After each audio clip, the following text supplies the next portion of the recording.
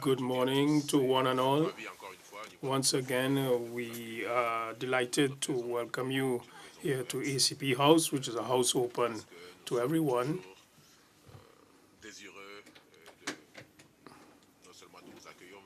Obviously, we love hosting meetings of this kind because it's a matter of exchanging views and opinions and hear what you have to say. It's very good to exchange views because if you get bogged down in what you think is something certain, then you lose something. So it's always good to exchange views and opinions and reflect aloud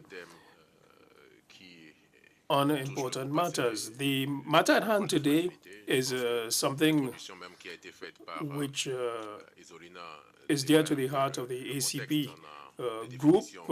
We all know about fragility, or there are various definitions of fragility, as Isolina pointed out. We try to have as wide a definition as possible in the ACP group because we have states in a post-conflict situation. There's also fragility vis-a-vis climate change. About a week ago, the Prime Minister of Fiji was sitting where Bernard is sitting as president of COP23. He pointed out to us how proud they were in terms of the progress on the climate change talks, because if you're talking about climate fragility, you have to consider seriously not only mitigation and adaptation, but the effects on fragile states. The World Bank perhaps defines fragility as or fragile states as those states which are not in a position to embark on direct poverty-reducing policies because of a lack of capacity. So it is a wide-ranging definition there. It's a bit stricter in the OECD because this is more focused on states in a post-conflict situation.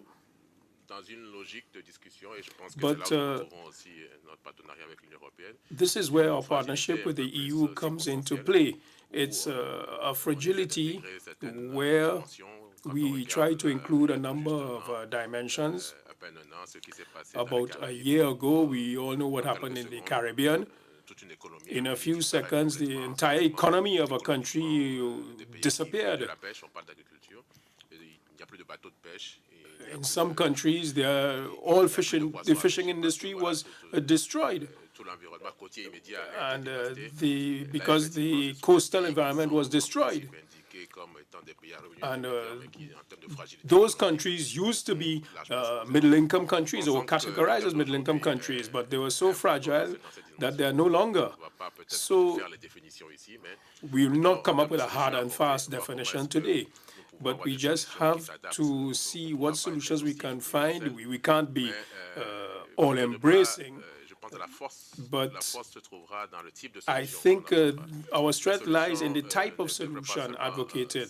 Such solutions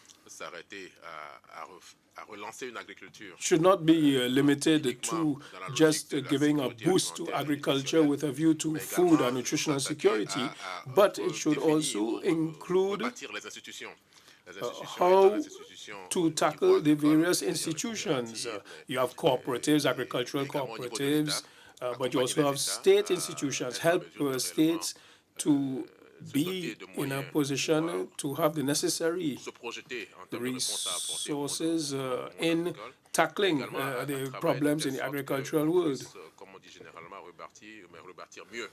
And so we have to see how we can build those institutions or reinforce them if they already exist in order to tackle problems coming out of human behavior or natural disasters.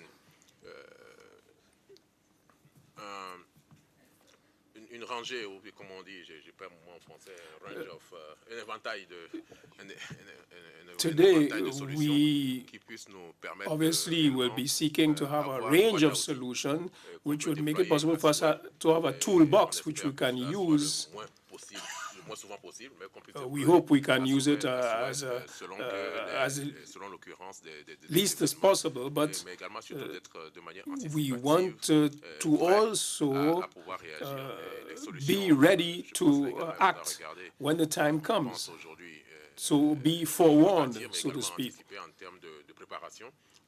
We have to be well prepared. How can an insurance system, which is not only an institution, is also infrastructure to be built. If you're talking about insurance, that is to anticipate the effects of climate change, see how climate is changing.